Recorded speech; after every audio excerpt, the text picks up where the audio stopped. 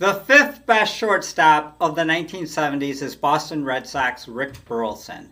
Despite committing 3 errors in his very first Major League Baseball game and getting pulled from the game, he would go on to be considered one of the finest defensive shortstop of his era, and by 1979 he would win a Gold Glove Award. Burleson finished 4th in the 1974 Rookie of the Year voting, and 4 different seasons during the 1970s he would receive votes for MVP. Burleson was a 3-time All-Star in the 70s, and in seasons 1975 through 79 he averaged nearly 80 runs per season.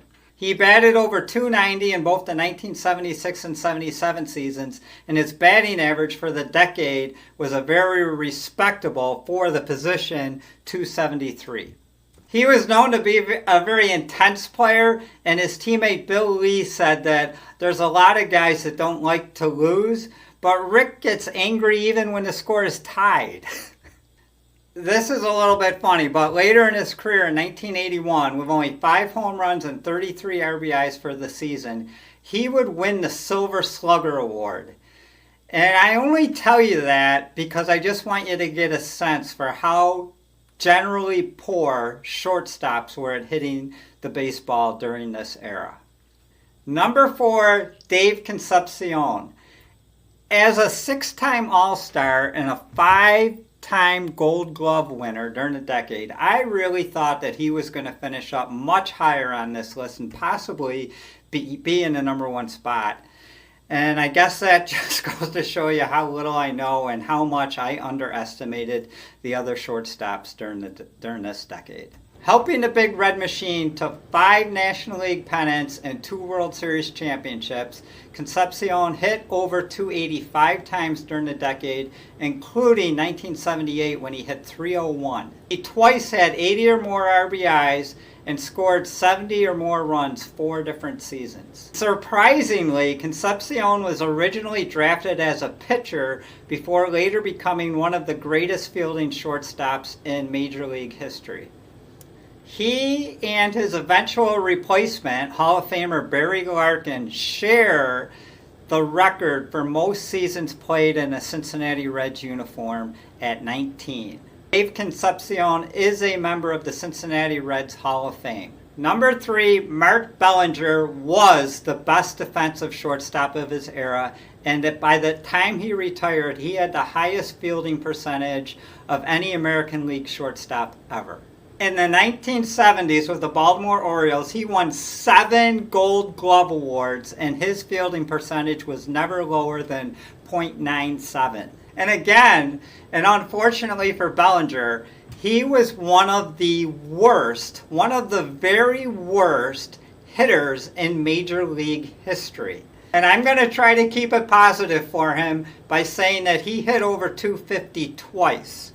And on a little bit of a comedic angle, he hit more than 2 home runs twice.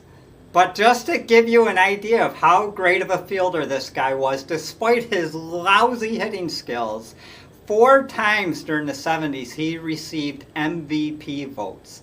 And his Hall of Fame manager with the Orioles, Earl Weaver, said, "This guy is my shortstop and I don't care if he hits .001. And another Hall of Fame manager, Whitey Herzog, said that Bellinger is the greatest defensive shortstop he ever saw. A lifelong smoker, Bellinger died of lung cancer at the age of 54.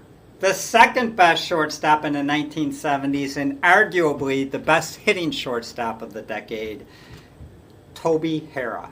Toby started his career in the early 70s with the Washington Senators, and when they moved out to Texas, he moved with them and became a Ranger.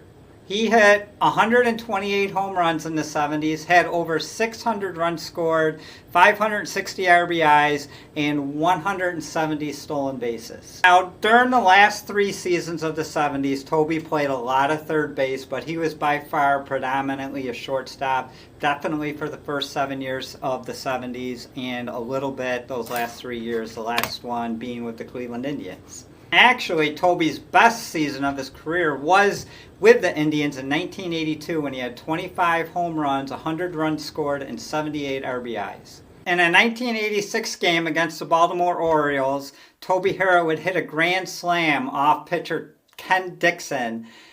And that game would become the first game in Major League history, I can't even believe this, to have 3 grand slams. Impressively, Harrah finished his career with hundreds more walks than he had strikeouts, and he is now a member of the Texas Rangers Hall of Fame.